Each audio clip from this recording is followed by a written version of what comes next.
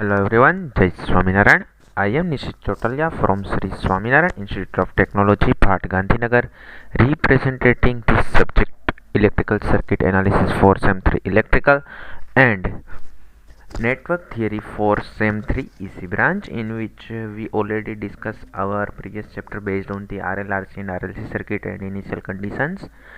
So now our remaining topic is based on the network analysis using the Laplace transformations और Laplace transformation and its application. So यहाँ पे various courses में जैसे कि आप ECA जो कि इलेक्ट्रिकल का सब्जेक्ट है उसके अंदर देखोगे तो आपको कुछ नाम ऐसे मिलेगा कि network analysis using Laplace and Laplace transformation, and अगर आप इसी के लिए देखोगे तो उसके अंदर मिलेगा कि Laplace transformation analysis and circuit applications. तो यहाँ पे कंटेंट दोनों के काफ़ी सेम ही है, तो मैंने यहाँ पे सेम लेक्चर्स की सीरीज़ जो है हमारी उसके अंदर ही इंक्लूड किया है। बट बिफोर दैट मैं आपको बताना चाहूँगा कि हमारा जो भी ये लाप्लास वाला जो चैप्टर है उसके लिए आपको कुछ मैथ्स के fundamentals regarding the Laplace transformation आपको आना ज़रूरी है, सो दैट कि आपकी कैलकुलेशन और वो चीज़ें आपको पता चले। यहाँ पे कुछ चीज़ें ऐसी भी है जो कि आप ऑलरेडी कंट्रोल सिस्टम थियरी या फिर कंट्रोल सिस्टम इंजीनियरिंग जो सब्जेक्ट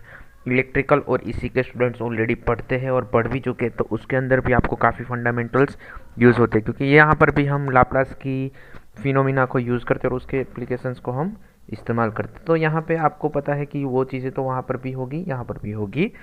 तो कुछ टॉपिक जो आपको सिर्फ रिवीजन जैसा होगा तो वो मैं यहाँ पे आपको सिर्फ रिवीजन के फॉर्म में ही आपको दिखाऊंगा। क्लियर? तो यहाँ पे आप उसके लिए कोई टेंशन ना लें, लेकिन हो सकता है कि आपको कुछ समझ में ना आए तो आप इसके रिगार्डिंग भी पूछ सकते हैं। Clear? Okay, so let us start with the topics.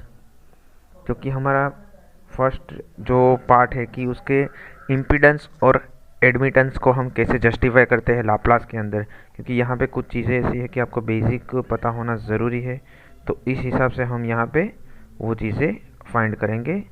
So let us start with these topics.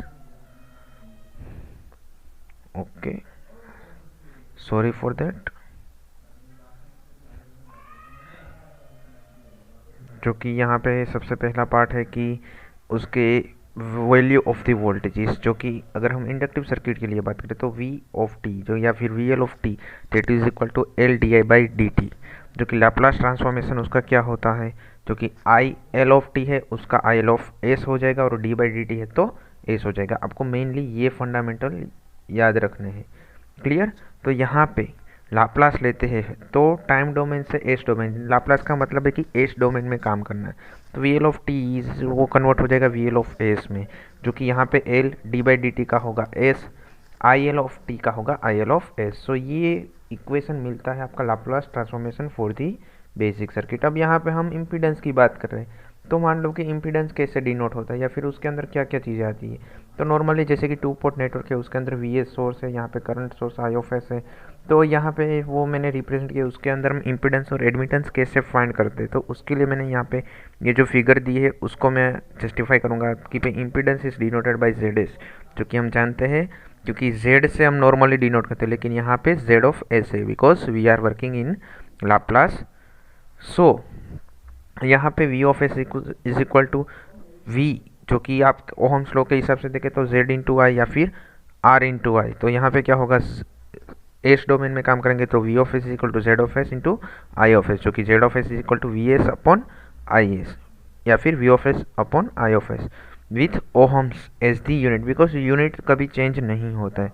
But impedance के बाद नेक्स्ट टर्म आती है जो कि है एडमिटेंस। तो एडमिटेंस किससे कहते हैं, इम्पीडेंस का इनवर्स या फिर inverse of that. So inverse two resistance is a conductance and inverse two impedance is a admittance, जो कि हमें पता है। तो इस हिसाब से आई एल ऑफ एस जो कि है 1/LS इंटू वी एस, तो उसके ऊपर से आप यहाँ पे एडमिटेंस का जो इक्वेशन देखें कि I is equal to Y of S into V of S, जो कि वाई पैरामीटर की स्टडी हमने की थी उस टाइम पे भी ये चीज़ मैंने आपको बताई थी। तो यहाँ पे सब्जेक्ट बनाएंगे एडमिटेंस को, जो कि ये Y of S that is equal to I of S upon V of S, जो कि उसका यूनिट रहेगा सीमेंस। क्लियर? यहाँ पे आपको याद रखना है कि सीमेंस उसका यूनिट बनेगा जो कि एडमिटेंस का। क्लियर?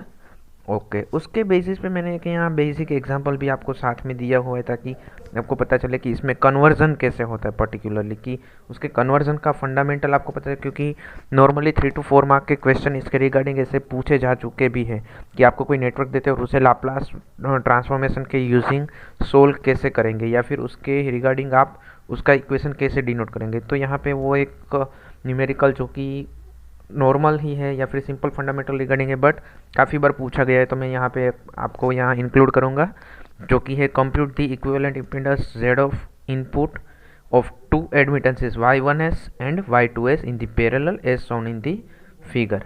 क्लियर। तो यहाँ पे आपको टोटल इम्पीडेंस फाइंड करना है, तो वो कैसे होगा। नॉर्मली हम जानते हैं कि भाई पैरेलल में है, तो नॉर्मली पैरेलल के लिए आपका इम्पीडेंस या फिर जो भी है, हमारी बात कर रही है एडमिटेंस यहाँ पे दिए हुए, तो क्या होता है नॉर्मली कि Z ऑफ S, या फिर हम अगर रजिस्टेंस को पैरेलल में डिनोट करते तो क्या होता है पैरेलल में, उसका simplification R1 into R2 upon R1 plus R2, लेकिन यहाँ पे R के बदले Z है जो कि इम्पीडेंस है, तो वो क्या होगा Z1 into Z2 divide by Z1 plus Z2। But अगर हम उसे लाप्लास में डोमेन में कन्वर्ट करते हैं तो उसका इक्वेशन कुछ इस तरह से होगा, बट उसका डेरिवेशन जो कि हम कैसे फाइंड कर सकते हैं वो उसकी मेथड है। सो दैट मैंने यहाँ पे बताया है कि भाई उसका सॉल्यूशन टेक्निक अगर लाप्लास के फॉर्म में करें, क्योंकि आप जब को आपको पूरा सॉल्यूशन की कोई टेक्निक ही नहीं पता है उस टाइम पे, तो आपको पता है कि बेसिक मैथ्स के या फिर नेटवर्क एनालिसिस के फंडामेंटल यूज़ कर सकते हैं। पर यहाँ पे क्या करेंगे, जो कि आई ऑफ एस है is equal to I1s plus I2s, जो कि I is equal to Y into V, या फिर Y1s into V input of S plus Y2 of S into V input of S. तो यहाँ पे V input of S common ले लेंगे तो Y1 प्लस Y2 हो जाएगा, लेकिन उसे हम इन्वर्स करेंगे क्योंकि हमें इम्पीडेंस फाइंड करना है from the admittances. So Z is equal to 1/i, so 1 upon Y1 plus 1 upon Y2, तो वो क्या हो जाएगा यहाँ पे Y1 into S plus Y1 of S into Y2 of S divide by, इसके हिसाब से यहाँ पे इम्पीडेंस का कन्वर्जन Z में हो जाएगा, जो कि एडमिटेंस को इम्पीडेंस में हम रिप्रेजेंट करेंगे, तो वो बनेगा Z1s into Z2 of S divide by Z1 plus Z2 of S. Clear. तो ये न्यूमेरिकल आपको बेसिक कन्वर्जन रिप्रेजेंट करता है। यहाँ पे एक और न्यूमेरिकल भी मैंने दिखाया कि compute the input impedance of the series connection of two pair of the parallel circuits और पैरेलल RC सर्किट्स, जो कि यहाँ पे दिखा है RC पैरेलल का एक मोड है, यहाँ पे RC पैरेलल की 2 है। उन दोनों का इम्पीडेंस क्या बनता है Z1 of S and Z2 of S. यहाँ पे इनपुट दिया है तो Z1 ऑफ एस, उसका जो सिंप्लीफिकेशन हमने जो प्रीवियस केस में किया तो वही चीज़ यहाँ पे करनी है, लेकिन यहाँ पे पहले हम इंडिविजुअल इम्पीडेंस जो कि Z1 of S and Z2 of S find करेंगे, जो कि Z is equal to 1 upon Y, तो 1 upon C into S plus 1 upon R1, क्योंकि रजिस्टेंस का सिर्फ R रहता है जबकि कैपेसिटर का C ऑफ एस या फिर C इंटू एस हो जाता है। तो यहाँ पे क्या होगा कि 1 upon C1 into 1 upon S plus 1 upon R1 C1। Clear. Same way हम केस 2 जो कि यहाँ पे दूसरी पैरेलल सर्किट है उसके लिए भी सिर्फ नोमेनक्लेचर चेंज होते हैं, क्योंकि वहाँ पर भी RC सर्किट ही है, तो वहाँ पे क्या होगा 1 अपॉन C2 जो कि constant into 1 upon S plus 1 upon R2 into C2।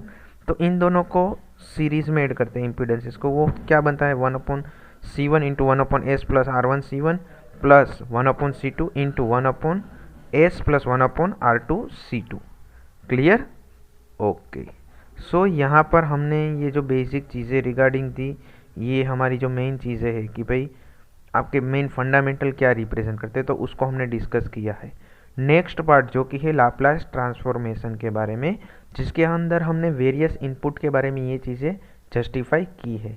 But before that मैं आपको बताना चाहूँगा कि अभी तक हमने जो स्टडी किया उसे हम शॉर्ट में रिवाइज करें तो हमें इम्पीडेंस और एडमिटेंस को कैसे रिप्रेजेंट करना है, प्लस उसके लिए उसके जो एस डोमेन में कन्वर्ट करते तो उसके बाद उसे कैसे रिप्रेजेंट करेंगे वो आपको यहाँ पे रिप्रेजेंट करना है। क्लियर।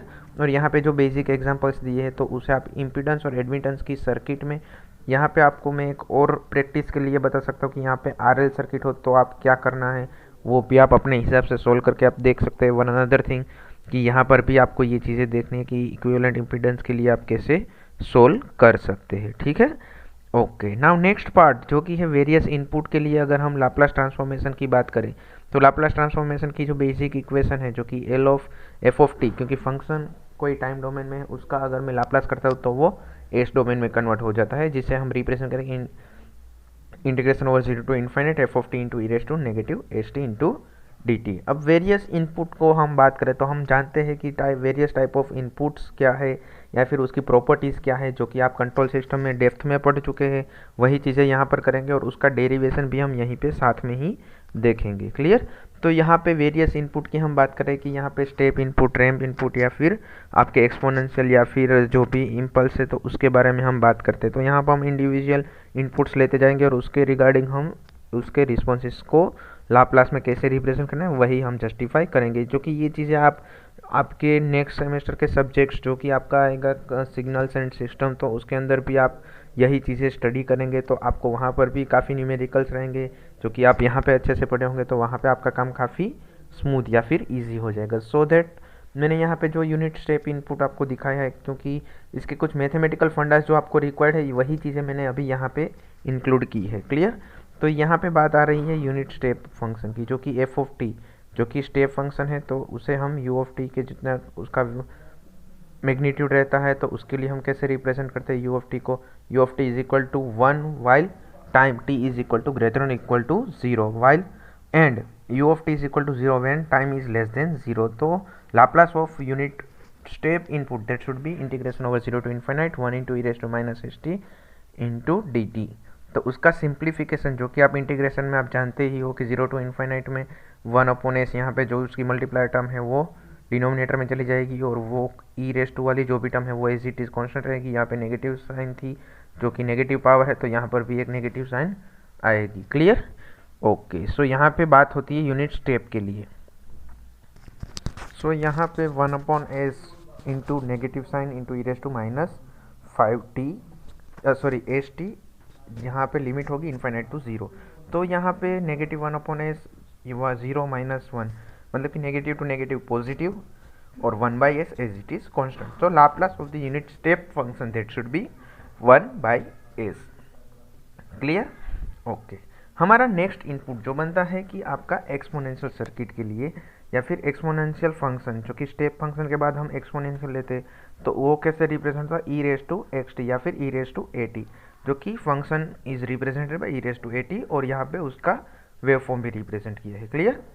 ओके, तो उसको हम लाप्लास ट्रांसफॉर्मेशन में कन्वर्ट करना चाहेंगे तो Laplace of the E raise to A T that should be, ये आपको मेथड याद रखने की ज़रूरत नहीं है क्योंकि आपको ऑलरेडी सारे फॉर्मूलाज मैंने यहाँ पे इस सेशन के एंड में दिए हुए हैं और एग्ज़ाम में भी उसका डेरिवेशन कई बार पूछते भी है कि भाई इसका मैथ्स आपको अच्छे से आता है या नहीं, उसको वेरीफाई करने के लिए। बाकी इसकी ज़रूरत नहीं है, लेकिन अगर एग्ज़ाम में पूछे तो आपको बिल्कुल नया ना लगे या फिर आप वहाँ पे पैनिक ना हो जाए, उसके लिए मैंने यहाँ पे इस सेशन में ये चीज़ें इंक्लूड की है, जिसकी integration over 0 to infinite E raise to A T into E raise to negative S T into D T. तो यहाँ पे क्या होगा simplification, E raise to minus S minus है क्योंकि ई रेस टू की पावर है तो यहाँ पे एडिशन या फिर सब्सट्रैक्शन होगा और यहाँ पे negative power as it is constant तो नेगेटिव 1 अपॉन एस माइनस है और यहाँ पे 0 माइनस 1 तो negative to negative positive 1 upon S minus A, मतलब कि E raise to A T का मतलब है 1 अपॉन एस माइनस है and E raise to minus A T का मतलब है 1 अपॉन एस प्लस है, जो कि आपको याद रखने हैं। यहाँ पे दोनों मैंने इसीलिए यहाँ पे बॉक्स करके दिए हैं। तो ऐसे बेसिक जो भी आपको टर्मिनोलॉजी है उसके हिसाब से उसके लाप्लास ट्रांसफॉर्मेशन कौन कौन से होते हैं, क्योंकि बाकी की कुछ डेरिवेशन है जो कि आप मैथ्स में भी पढ़ चुके हैं तो यहाँ पे वो सारे रिपीट करने की जरूरत नहीं, लेकिन जो एग्जाम में ऑलरेडी पूछे गए थे उसी को मैंने यहाँ पे जस्टिफाई किया कि एक्सपोनेंशियल और यूनिट स्टेप के लिए आपको डेरिवेशंस कैसे करने हैं। क्लियर। तो यहाँ पे एक बार मैं फिर से आपको वही चीज़ें रिपीट करना चाहूँगा कि लाप्लास ट्रांसफॉर्मेशन के लिए फंक्शन और उसका लाप्लास क्या बनता है, function in time domain, function in S domain या फिर लाप्लास उसका क्या होता है। तो यू ऑफ टी, तो वहाँ पे 1 अपॉन एस फंक्शन है अगर टी तो आपका लाप्लास बनेगा 1 अपॉन एस स्क्वायर, जबकि टी रेस टू एन है तो N factorial upon S raise to N plus 1। Clear. Then after E raise to plus और माइनस ए टी, तो यहाँ पे क्या होगा 1 upon S minus 2 plus A, मतलब कि E raise to A T है तो 1 अपॉन एस माइनस है, E raise to minus A T है तो 1 upon S plus A. Clear. Then after T into A raise to A T मतलब 1/(s-a)² यहाँ पे टी की जितनी पावर होगी इतनी यहाँ पे पावर बढ़ती जाएगी, क्योंकि यहाँ पे हमने वही चीज़ बताई है। Then after sin omega T का होगा ω/a² प्लस ओमेगा स्क्वेयर, या फिर cos ओमेगा टी है तो s/a² प्लस ओमेगा स्क्वेयर।